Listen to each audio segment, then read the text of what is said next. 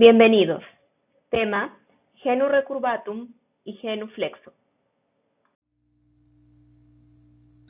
Agenda. Rodilla vista lateral. Genu recurvatum. Definición. Clínica. Clasificación. Asociación a otros trastornos posturales. Exploración física. Uso de la ficha de detección de trastornos posturales en el primer nivel de atención. Manejo en el primer nivel de atención de salud. Manejo en nivel de atención con médico rehabilitador. Referencia a nivel de atención con médico rehabilitador. Tratamiento quirúrgico. Genu flexo. Definición. Causas. Uso de la ficha de detección de trastornos posturales en el primer nivel de atención. Manejo en el primer nivel de atención. Manejo en nivel de atención con médico rehabilitador. Referencia a nivel de atención con médico rehabilitador. Rodilla en vista lateral.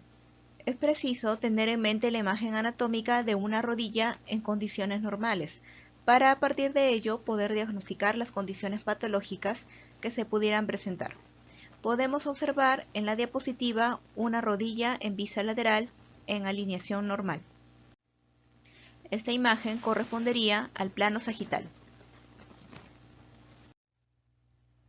Podemos apreciar tres variantes en la posición de la rodilla. Normal. Observamos la línea media sin formación de ángulo de inclinación anterior o posterior. Flexum. Vemos una deformación en flexo con imposibilidad de la extensión completa de la rodilla, manteniendo de esta manera la rodilla en flexión, dándole el nombre a la entidad. Recurvatum. Se aprecia la hiperextensión de la rodilla mayor a 180 grados. Veremos de forma individual las deformaciones de la rodilla que estamos tratando en este capítulo. Iniciaremos con genu recurvatum. Desarrollaremos primero genu recurvatum. Genu recurvatum. Definición. Se describe como el grado de hiperextensión de la rodilla más allá de la alineación femorotibial sagital igual a 180 grados o posición 0, extensión total de referencia. Es decir, un ángulo femorotibial de 190 grados corresponde a un recurvatum global igual a 10 grados. ¿Cómo podemos medir el ángulo femorotibial? El ángulo femorotibial puede ser medido con un goniómetro, que es un instrumento que se utiliza para medir ángulos en el sistema osteoarticular. Los goniómetros poseen un cuerpo y dos brazos, uno fijo y otro móvil. Para realizar la medición tenemos que seguir el eje del fémur y el eje de la tibia. En ese caso vemos la línea azul que corresponde a una rodilla en una extensión total, es decir, 180 grados o 0 grados. La segunda línea, esta de color rojo, podemos observar que ya no es 180 grados, sino correspondería a una extensión de 190 o en su defecto 10 grados de hiperextensión. Esto corresponde a un genu recurvatum. En una vista lateral de la rodilla, es decir, en el plano sagital, podemos observar que una persona con recurvatum, la línea media lateral pasa muy por delante de la articulación de la rodilla. Aquí observemos una rodilla normal que pasa justo por la articulación. Clínica. Es trascendental poder precisar un diagnóstico mediante la sintomatología que nuestros pacientes aquejan. Entre ellos tenemos dolor de rodillas, inestabilidad femorotibial o femoropatelar, deformación antiestética de la rodilla, tumefacciones, debilidad del miembro inferior, asimetría de miembros inferiores o una aparente asimetría de miembros inferiores. Además, se debe considerar otros signos como inclinación pélvica posterior, extensión de la cadera, flexión plantar del tobillo, arqueamiento tibial en el plano frontal o sagital. Estos cambios pueden causar inestabilidad postural y perturbar el control mecánico del equilibrio durante la postura y las actividades físicas. Clasificación del genu recurvatum. La clasificación será según su origen etiológico. Es así que tendremos genu recurvatum constitucional o familiar, genu recurvatum congénito y genu recurvatum adquirido. El genus recurvatum constitucional familiar es el 40% de la población, suele ser bilateral y simétrico, entre 5 a 15 grados, un promedio de 10 grados de recurvatum, está presente en sujetos hiperlaxos, puede ser en su mayoría asintomático, con inestabilidad rotuliana o pseudorótula alta. Al ser mayor de 20 grados de recurvatum, hay un riesgo de luxación rotuliana y ruptura del ligamento cruzado anterior. El genus recurvatum congénito es más infrecuente y más grave. De la misma manera que el genus recurvatum constitucional también es bilateral y simétrico. Se asocia a artrogriposis, que es la luxación congénita de la rodilla por malformación compleja de la articulación. Mayormente va a requerir un tratamiento quirúrgico. Por último, el genus recurvatum adquirido, que es de origen óseo, ligamentoso o mixtos. Osteoligamentoso. El cierre prematuro traumático es la más común, resultado de una lesión en hiperextensión de rodilla en el contexto de un esguince grave complejo o una fractura de la parte inferior del fémur o la parte superior de la tibia, y para la cual se realizó un tratamiento ortopédico deficiente. También puede ser una consecuencia de atrofia muscular, resultado de una parálisis que no permite que la rodilla tenga una movilidad normal. El diagnóstico es clínico radiológico. El genus recurvatum también se asocia a otros trastornos posturales. Por ejemplo, el genus varo o genus valgo se verifica si se agrava o no al pasar de la extensión a la hiperextensión. El recurvatum también se puede asociar con una rotación tibial interna, lo que puede agravar un varo tibial. También puede producir una discrepancia de miembros inferiores o una aparente discrepancia de miembros inferiores. Exploración física.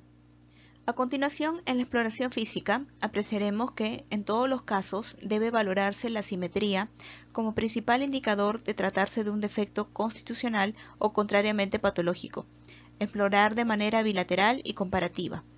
Por tanto, hacemos hincapié que un genus recurvatum asimétrico es a priori patológico. Además, encontraremos inestabilidad femorotibial antero-posterior y la debilidad del miembro inferior.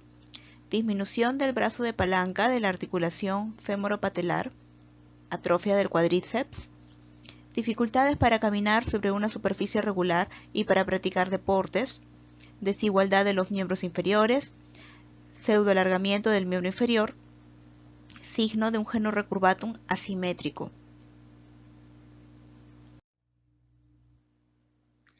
La evaluación de la asimetría se puede realizar a través de las siguientes pruebas. La primera imagen, el paciente en decúbito prono, ambos fémures apoyados en el extremo de la camilla, las piernas extendidas en el aire, se observa la altura de los talones, apreciándose una diferencia entre sí. La segunda imagen, el paciente se encuentra en decúbito dorsal, los pies del paciente apoyados sobre el vientre del facultativo, situado al pie de la camilla. Eso es para detectar una asimetría en hiperextensión. También se busca hiperlaxitud de las otras articulaciones. Recordar que una de las etiologías del genus recurvatum es el síndrome de hipermovilidad articular. Para ello debemos evaluar los criterios de Beighton. Los criterios de Beighton son 9 puntos. Se evalúa dorsiflexión del quinto dedo más de 90 grados, oposición del pulgar en el antebrazo, hiperextensión del codo más de 10 grados, tocar con las palmas el suelo sin doblar las rodillas y la hiperextensión de la rodilla más de 10 grados. Cada uno de ellos tiene un valor de un punto, es decir, derecho e izquierdo, a excepción del cuarto criterio en el cual se evalúan ambas rodillas. Se considerará hipermovilidad cuando el puntaje es mayor o igual a 4. Uso de la ficha de detección de trastornos posturales en el primer nivel de atención. La ficha tiene el apartado B para evaluación de los miembros inferiores, tanto de la vista anterior y de la vista lateral. Por ahora enfoquémonos en la vista lateral. Colocaremos 1 cuando hay una alineación normal, 2 cuando hay un genuflexo o flexum, o 3 en el caso de genus recurvatum. Ahora, por la clase, colocaremos el 3, cuando encontremos recurvatum. Manejo en el primer nivel de atención de salud. Se tratará en el primer nivel todos aquellos casos considerados leves, sobre todo los asociados a hipermovilidad articular y que además sean simétricos. Recordemos que asimetría ya es considerado patológico y debe ser evaluado por un especialista.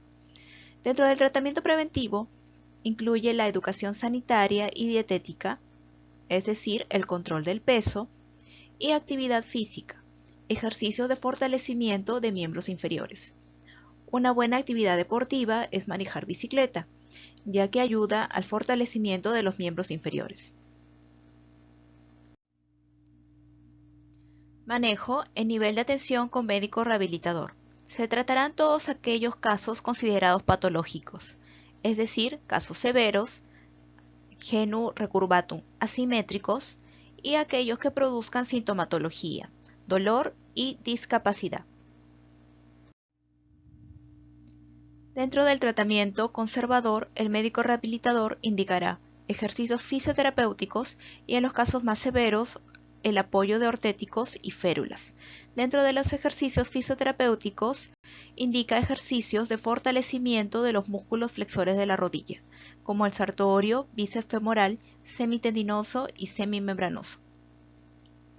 En los casos que ya son muy severos, se dará una derivación oportuna para un manejo quirúrgico, es decir, una derivación a traumatología. Referencia a nivel de atención con médico rehabilitador. Deben ser derivados aquellos casos considerados patológicos, es decir, los casos severos, asimétricos, que produzcan sintomatología, sobre todo dolor, y que generen discapacidad. Tratamiento quirúrgico. En casos patológicos en los que se requiera un tratamiento quirúrgico, se tomará en cuenta la reparación con las siguientes técnicas: osteotomía femoral correctora baja, osteotomía tibial alta, técnicas ligamentosas, capsulorrafia posterior interna y externa. Ahora abordaremos el tema de genuflexo.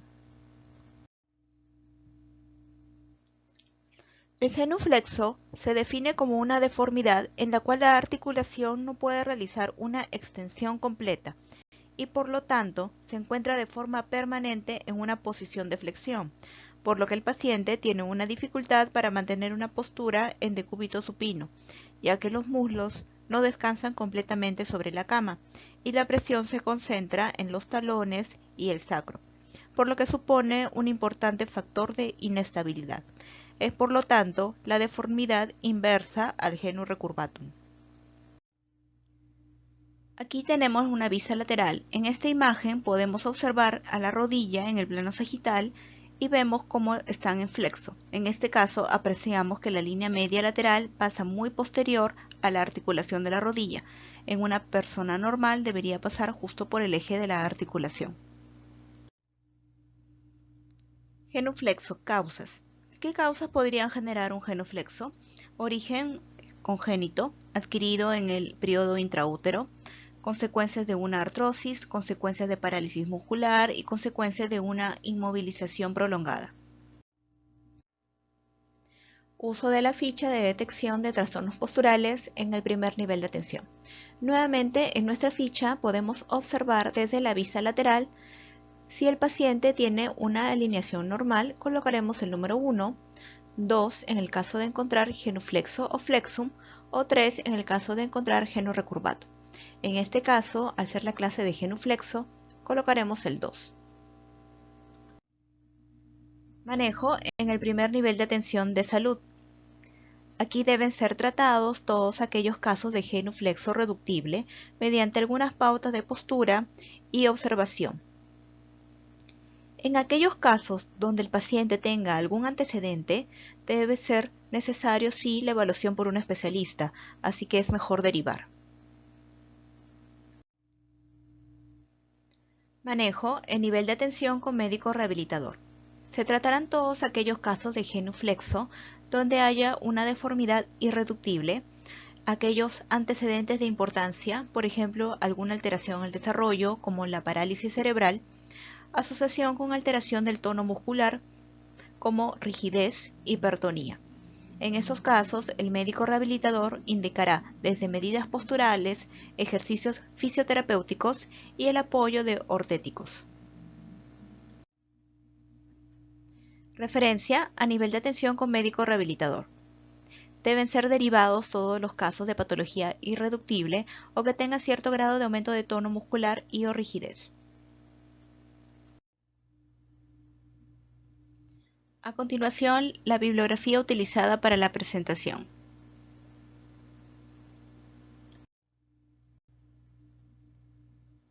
Muchas gracias por su atención.